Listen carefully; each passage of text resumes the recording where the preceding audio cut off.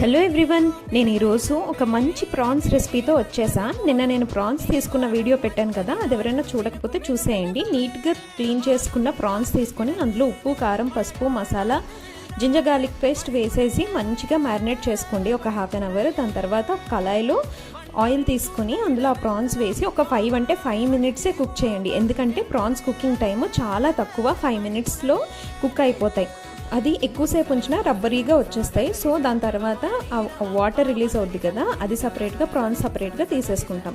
ఇప్పుడు ఒక కళాయిలో మళ్ళీ ఆయిల్ వేసుకొని చాప్ చేసిన గార్లిక్, ఆనియన్, మిర్చీస్, ఇంకా కరివేపాకు వేసుకుని దాని తర్వాత షెజ్వాన్ చట్నీ ఉంటుంది కదా, అది 1 స్పూన్ వేసుకోండి. తర్వాత ఆ సాస్, ప్రాన్స్ సాస్ ఉంది కదా, అది వేసుకొని కొంచెం వాటర్ వేసుకొని మిక్స్ చేసి అది కొంచెం దగ్గర పడ్డాక ఇందాక మనం తీసి పెట్టుకున్న ప్రాన్స్ వేసేసుకుంటాం.